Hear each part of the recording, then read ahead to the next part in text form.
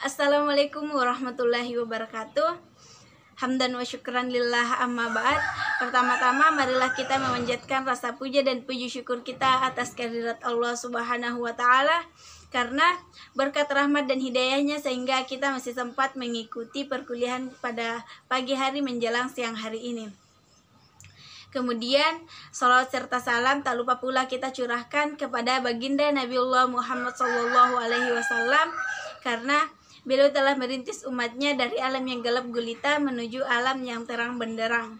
Kemudian baiklah, kami dari kelompok 4 akan mempresentasikan hasil diskusi kami yang akan dibawakan oleh pemateri pertama yaitu M. Yusuf H. Kemudian akan dilanjutkan oleh pemateri kedua yaitu Syarmila Nur Fadilasari. Baiklah, untuk mengefisienkan waktu langsung saja saya persilahkan kepada pemateri pertama untuk membacakan materi kami. Oke, bismillahirrahmanirrahim. Assalamualaikum warahmatullahi wabarakatuh. Perkenalkan, nama saya M. Yusuf H., Prodi Tadris Matematika kelas A. Nah, di sini saya akan menjelaskan beberapa submateri mengenai teori aliran pendidikan baru. Nah, teori aliran pendidikan adalah suatu pemikiran atau usaha untuk menjelaskan bagaimana membawa suatu perubahan yang dapat digunakan dalam proses belajar mengajar dalam dunia pendidikan. Nah, dalam aliran baru terbagi menjadi 6, yaitu pendidikan alam sekitar, pengajaran pusat perhatian, sekolah kerja, pengajaran proyek, taman siswa dan INS, dan neuroeducation. Yang pertama adalah pendidikan alam sekitar. Pendidikan alam sekitar ialah satu pengajaran bagi perseorangan dan komunitatif dalam melakukan peralihan menuju ke satu masyarakat yang arif akan alam sekitar dan masalah-masalah yang berkaitan dengannya. Pendidikan alam sekitar dikenal dengan Himat Kunde. Konsep pembelajarannya bahwa pangkal tolak dari pendidikan dan pembelajaran harus didasarkan pada lingkungannya agar pendidikan berhasil dengan baik dengan cara mengamati, menyelidik, meniru, mencontoh, dan membicarakannya. Adapun prinsip-prinsip pendidikan alam sekitar. Yang pertama, memanfaatkan alam sekitar sebagai sumber belajar sehingga dalam pembelajaran dan pendidikan peserta didik secara aktif menggunakan indera dan memperagakan secara langsung untuk mendapatkan dan memahami pengetahuan. Yang kedua, memberikan kesempatan pada peserta didik berinteraksi langsung sesuai dengan karakteristiknya, sehingga mereka tidak hanya duduk, dengar, catat, dan menghafal. Dan yang ketiga, memungkinkan memberikan pembelajaran totalitas dengan karakteristik. Selanjutnya adalah pengajaran pusat perhatian. Anak memiliki minat yang spontan berdasarkan kebutuhan, sehingga pembelajaran harus disesuaikan dengan minat-minat spontan. Pusat perhatian merupakan keseluruhan bahan pelajaran yang luas yang diambil dari kehidupan. Dasar pengajaran pusat minat. Yang pertama, semua bahan pembelajaran harus merupakan keseluruhan dan mengambil salah satu kebutuhan sebagai pusat perhatian. Yang kedua, pembelajaran harus didasarkan dari kebutuhan yang timbul dari perhatian anak yang merupakan dasar dan arah pembelajaran. 3. Pengolahan bahan pembelajaran harus memungkinkan keaktifan belajar peserta didik. Yang keempat, bahan pembelajaran diambil dari lingkungan hidup yang memfasilitasi anak belajar dengan mengamati, memahami, menyelidik, dan menghayati. Yang kelima, mendidik anak menjadi anggota masyarakat yang bertanggung jawab. Dan yang terakhir, adanya kerjasama antara sekolah dan keluarga dalam kepentingan pendidikan. Nah, penggolongan pusat perhatian didasarkan pada kebutuhan. Yang pertama, fisiologis, yaitu untuk mempertahankan hidup. Yang kedua, rasa aman. 3. Cinta dan pengakuan, yaitu terpenuhinya kasih sayang dan cinta dalam kelompok dan mendapatkan perlindungan oleh orang lain. 4. Harga diri, yaitu perolehan pengakuan. Yang terakhir, mengetahui dan memahami terkait dengan penguasaan iptek. Sekolah kerja. George Kersteiner pada tahun 1854 sampai 1932 menulis karangan tentang Arbeitsschule. Ia seorang guru ilmu pasti yang diangkat sebagai inspektur di Munchen. Pada tahun 1898, ia mengembangkan cita-cita pendidikan. Bagi Kersteiner, tujuan hidup manusia yang tertinggi adalah mengabdi kepada negara. Berhubungan dengan itu, kewajiban sekolah yang terpenting ialah menyiapkan peserta didik untuk sesuatu pekerjaan. Jadi, yang menjadi pusat tujuan pengajaran adalah kerja untuk menatap masa mendatang. Sekolah kerja bertolak dari pandangan bahwa pendidikan tidak hanya demi kepentingan individu saja, akan tetapi demi kepentingan masyarakat. Kewajiban utama sekolah mempersiapkan anak untuk dapat bekerja. Sekolah berkewajiban menyiapkan warga negara yang baik, yakni tiap orang adalah bekerja dalam salah satu lapangan jabatan, tiap orang wajib menyumbangkan tenaganya untuk kepentingan negaranya, ikut membantu mempertinggi dan menyempurnakan kesusilaan dan kepentingan negara. Adapun beberapa tujuan sekolah menurut George Kersteiner. Yang pertama, menambah pengetahuan anak baik yang didapat dari buku atau orang lain maupun dari pengalaman diri sendiri. Yang kedua, agar anak memiliki kemampuan dan kemahiran tertentu. Dan yang ketiga, agar anak memiliki pekerjaan sebagai persiapan jabatan dalam mengabdi negara. Nah, berdasarkan berbagai macam pekerjaan, sekolah digolongkan menjadi 3, yaitu sekolah perindustrian, sekolah perdagangan, dan sekolah rumah tangga. Pengajaran proyek.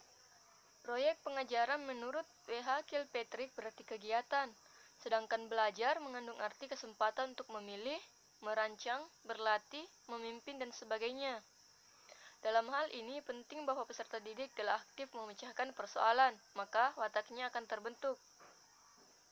Pengajaran proyek biasa pula digunakan sebagai salah satu metode mengajar di Indonesia, antara lain dengan 6 proyek, pengajaran unit, dan sebagainya. Dalam pengajaran proyek, anak bebas menentukan pilihannya terhadap pekerjaannya, merancang serta memimpinnya. Proyek yang ditentukan oleh anak mendorongnya mencari jalan pemecahan bila ia menemukan kesukaran. Pengajaran proyek akan menumbuhkan pengembangan kemampuan untuk memandang dan memecahkan persoalan secara komprehensif. Langkah-langkah pengejaran proyek yaitu 1. Persiapan, merupakan penetapan masalah yang akan dibahas. 2. Kegiatan belajar, yaitu pelaksanaan dari rencana yang telah disiapkan. 3. Penilaian, bentuk penilaian yang sering dilakukan adalah mengadakan pameran, misalnya membuat gambar, karangan, laporan, dan lain-lain. Taman siswa dan INS. Taman siswa yang dimaksud adalah perguruan kebangsaan taman siswa yang didirikan oleh Ki Hajar Dewantara yang lahir pada 2 Mei 1889 dengan nama Suwardi Suryaningrat. Pada tanggal 3 Juli 1932 di Jogja, yakni dalam bentuk yayasan, selanjutnya mulai didirikan Taman Indira atau Taman Kanak-kanak dan kursus guru. Selanjutnya Taman Muda atau SD, disusul Taman Dewasa merangkap Taman Guru, Mulo Peak School. Sekarang ini telah dikembangkan sehingga meliputi Taman Madya, Prasarjana, dan Sarjana Wiyata. Dengan demikian, taman siswa telah meliputi semua jenjang persekolahan. Asas dan tujuan taman siswa. Perguruan kebangsaan taman siswa mempunyai 7 asas perjuangan untuk menghadapi pemerintahan kolonial Belanda, serta sekaligus untuk mempertahankan kelangsungan hidup bersifat nasional dan demokrasi. Ketujuh asas tersebut dikenal dengan asas 1922, yakni sebagai berikut. 1. Bahwa setiap orang mempunyai hak untuk mengatur dirinya sendiri, dengan mengingat terbitnya persatuan dalam pri kehidupan umum. Kedua, bahwa pengajaran harus memberi pengetahuan yang berfaedah dalam arti lahir dan batin dapat memerdekakan diri. Ketiga, bahwa pengajaran harus berdasar kepada kebudayaan dan kebangsaan sendiri. Keempat, bahwa pengajaran harus tersebar luas sampai dapat menjangkau kepada seluruh rakyat. Kelima, hidup dengan kekuatan sendiri. Keenam, bahwa konsekuensi hidup dengan kekuatan sendiri maka mutlak harus membelanjai sendiri segala usaha yang dilakukan. Ketujuh, berhamba pada peserta didik. Tujuan perguruan kebangsaan Taman Siswa. 1. Sebagai badan perjuangan kebudayaan dan pembangunan masyarakat tertib dan damai. Kedua, membangun anak didik menjadi manusia yang merdeka lahir batin, luhur akal budinya, serta sehat jasmaninya untuk menjadi anggota masyarakat yang berguna dan bertanggung jawab atas keserasian bangsa, tanah air, serta manusia pada umumnya. INS, Indonesia Netherlands School. Ruang pendidik INS didirikan oleh Muhammad Syafi'i, lahir di Mantan, Kalbar, tahun 1895, pada tanggal 31 Oktober 1926 di Kayu Tanam, Sumatera Barat. Asas dan tujuan ruang pendidikan INS, Kayu Tanam. 1. Berpikir logis dan rasional. Kedua, keaktifan atau kegiatan. Ketiga, pendidikan masyarakat. Keempat, memperhatikan pembawaan anak. Kelima, menentang intelektualisme. Pendidikan INS menjadi dasar-dasar pendidikan Republik Indonesia, menjadi sebagai berikut. Ketuhanan yang Maha Esa, kemanusiaan, kerakyatan, kebangsaan, gabungan antara pendidikan ilmu dan kejuruan, percaya diri sendiri juga kepada Tuhan, berakhlak atau berasusila tinggi, bertanggung jawab akan keselamatan nusa dan bangsa, berjiwa aktif positif, mempunyai daya cipta, cerdas, logis dan rasional, berperasaan tajam, halus dan estetis, gigih atau ulet yang sehat. Tujuan ruang pendidikan INS Kayu Tanam. 1. Mendidik rakyat ke arah kemerdekaan. Kedua, memberi pendidikan yang sesuai dengan kebutuhan masyarakat. Ketiga, mendidik para pemula agar berguna untuk masyarakat. Keempat, menanam kepercayaan diri sendiri dan berani bertanggung jawab. Kelima, mengusahakan mandiri dalam pembiayaan. Neuroeducation. Dampak postmodernisme yang adalah wawasan tentang peta kompleksitas pemikiran dan praktik intelektual yang kebenarannya bertolak dari rasio dan pengetahuan melalui pengalaman menuntut kita memahami esensi pendidikan yang adalah pengembangan penalaran tentang apa yang diketahui dan yang tidak diketahui.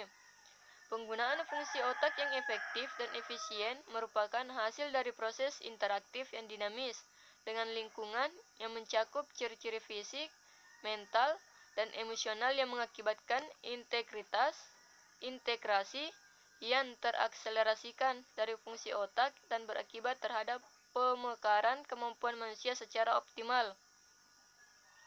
Baik, itulah tadi materi yang sempat dibawakan oleh kelompok kami. Kurang dan lebihnya mohon dimaafkan. Baiklah, jika kelompok lain ada yang ingin bertanya, kami persilahkan bertanya di ruang Zoom.